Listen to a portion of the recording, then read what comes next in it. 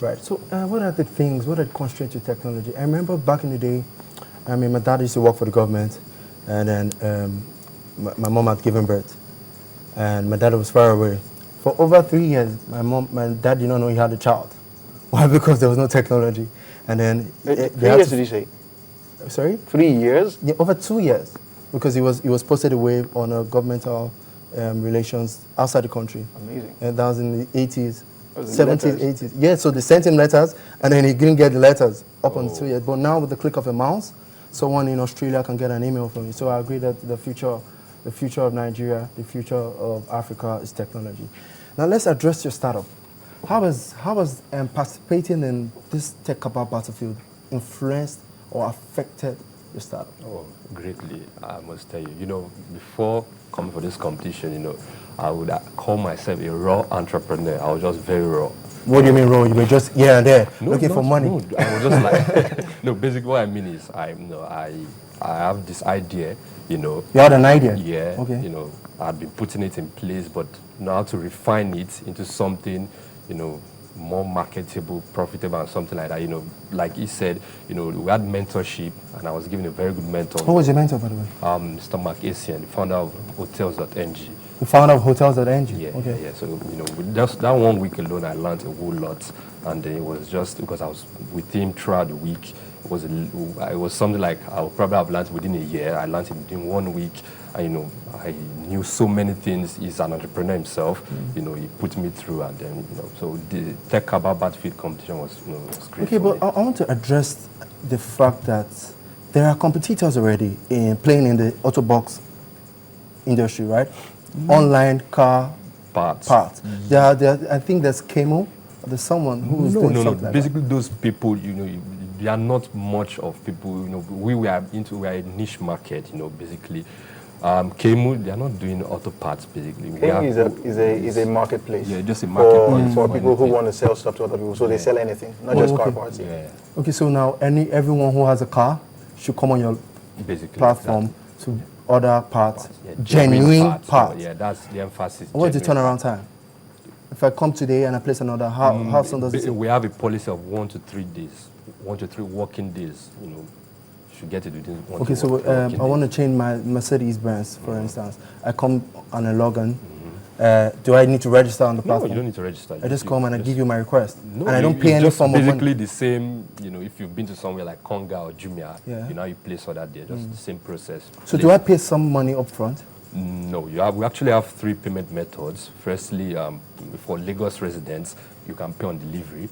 Secondly, pay through the bank or pay with your MasterCard. Why Lagos? Why just Lagos? You know, we're starting out with Lagos first, and then hopefully within the coming years we'll expand to other cities. Because I know Lagos has the highest amount of automobile users, but I mean there's Abuja, there's Port Harcourt, there's Kaduna, there's Kano. To extend to all those places. Okay, so that's in the pipeline. You're going to extend to the rest of Nigeria. So for Lagos now, you can pay on delivery. You can pay some form upfront. No, if you choose either to pay in full, probably you're ordering for brake pads, and then it's 6,000 naira, and you're like, oh, I have 6,000 naira in my credit card, and you just choose to pay online, or you say, okay, no, I want it to be delivered to me first, and then once I see it, I pay for it. Yeah. No, it's amazing how technology is taking over all of these things. So I'm at work, I want to change my brake pads. I don't need to get ripped off by mechanics. I just go online and put what I want. You get it delivered to me, and then I can call the mechanics to come and install.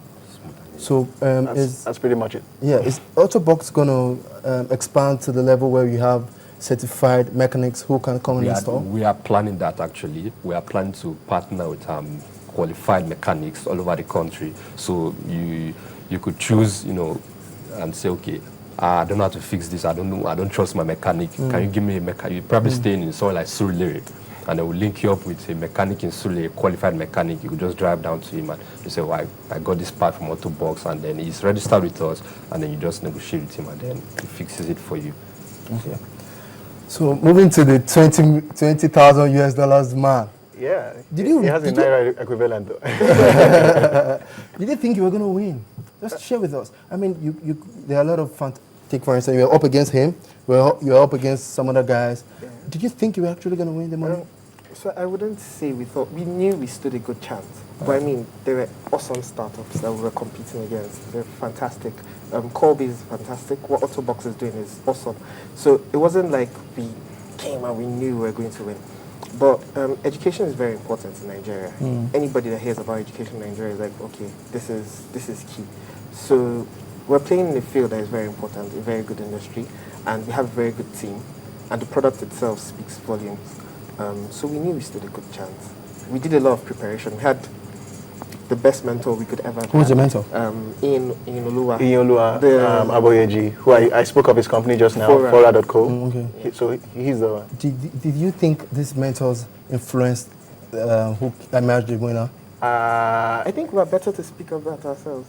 No, I mean, who assigned the mentors? We did, actually. And what we did was we tried to match the mentors to people that we felt needed them the most. So, for instance, Autobox here, we matched him to Mark Essien because he's in the retail e-commerce space. And Mark Essien was really excited when he found out that he actually asked for him. He was like, because we already said we were going to give him to Mark Essien. And then Mark Essien messages me and says, I like that startup. We paired Casa Grupo to Femi Taiwo, who is a core technologist, and they were doing this real estate crowdfunded investment platform, and we thought they needed more help on the technology side. We paired prep class to Inyo Oluwafora because naturally he's in the education space. He comes with knowledge from his time in University of Waterloo and his time doing startups in San Francisco, and he's built and sold an educational technology startup in San Francisco. So we paired the people, the startups, the people that we felt that will do the most for them. And Tommy Davis too with Adugbo. All those people are seasoned, experienced, knowledgeable, hands-on entrepreneurs and venture capitalists in the Nigerian technology space.